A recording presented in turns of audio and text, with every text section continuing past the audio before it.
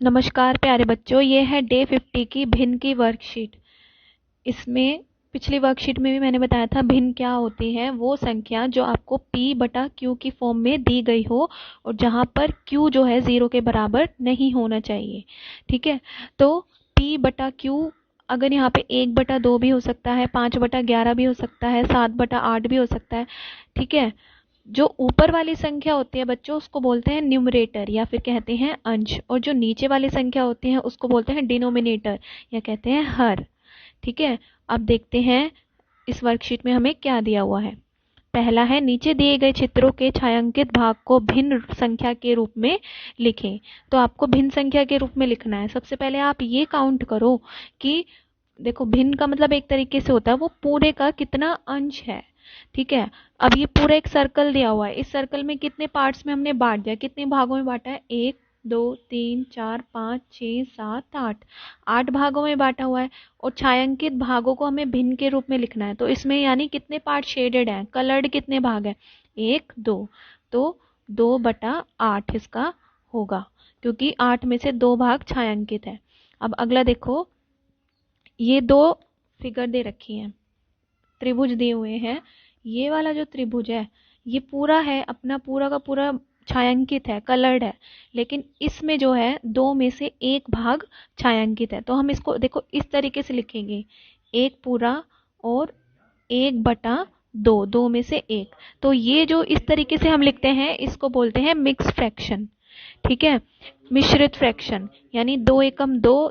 देखो ये जो होता है इसको हम बोलेंगे 1 पूरा और 1 हाफ।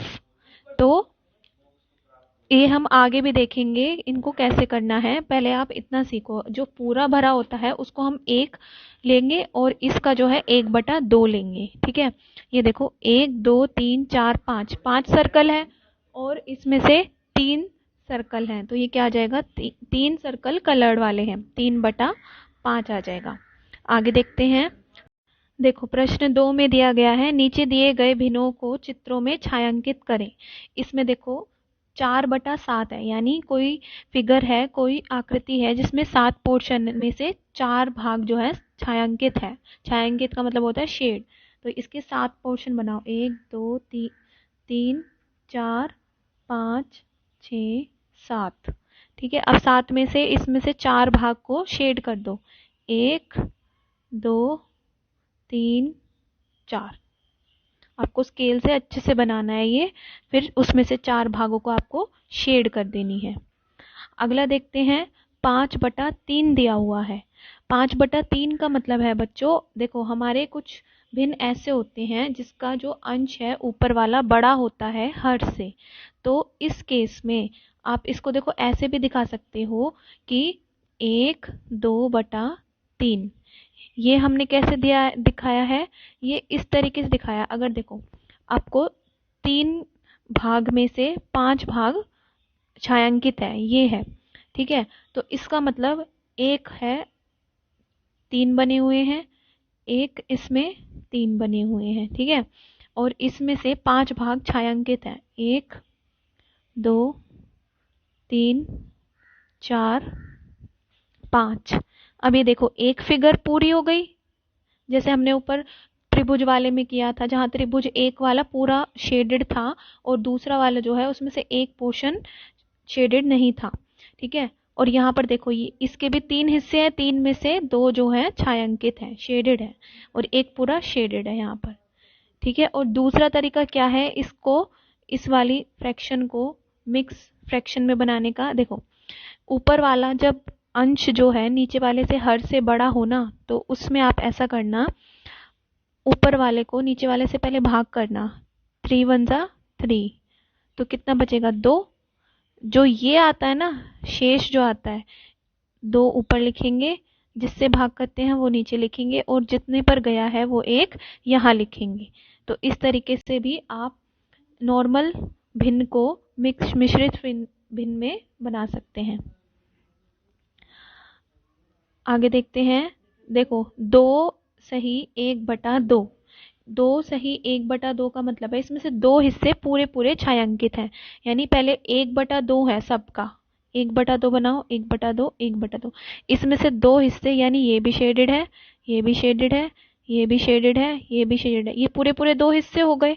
अगला जो है वो आधा है, एक है मतलब, तो इसके में से दो में से एक। तो इस तरीके से आपको जहां मैंने ऐसी लाइनें दिखाई हैं वो शेड करने हैं, और जो खाली छोड़ा है वो इस तरीके से करना है।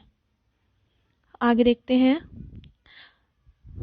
नगमा की सालगिरह पर उसके 7 दोस्त घर पर आए, सभी ने केक बराबर बांटकर खाया, सभी ने केक का कितना हिस्सा खाया चित्र में भी दर्शाएं। देखो, नगमा के सारे कितने दोस्त हो गए,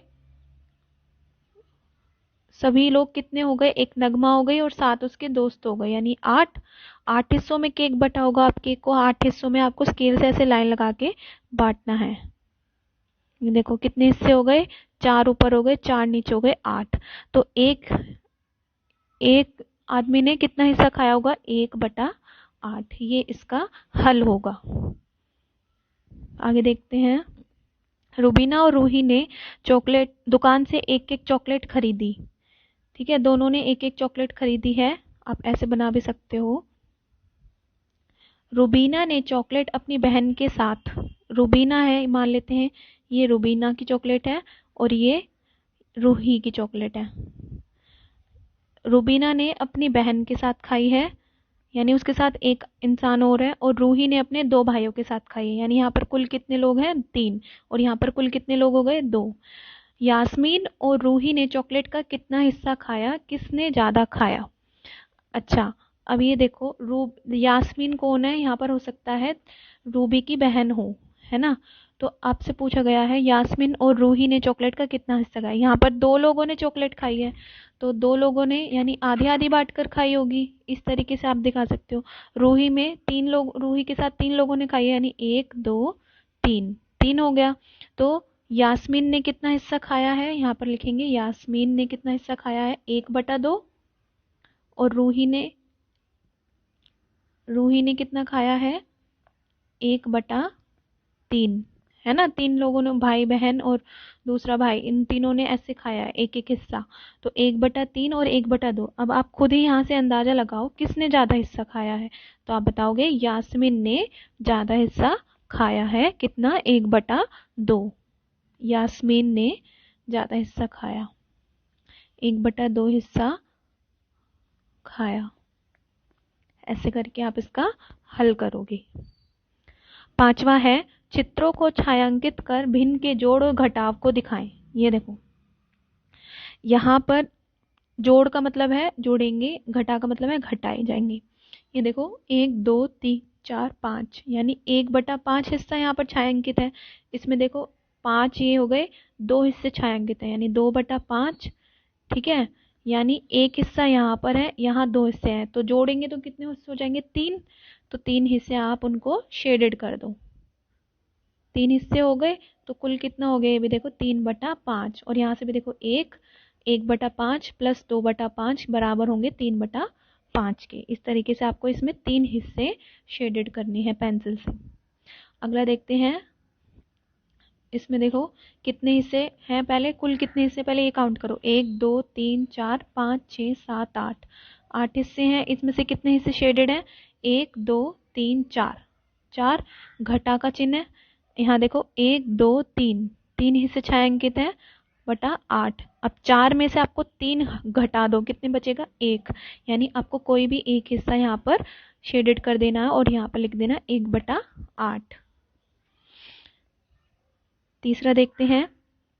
ये त्रिभुज दी गई है, 1/3 हिस्सा, यहाँ पर 1/3 हिस्सा, जमा का चिन्ह है, मतलब ऐड होंगे, 1 और 1 कितने हो गए, 2। तो आपको 2 हिस्से यहाँ पर करने पड़ेंगे शेडेड, तो 2/3।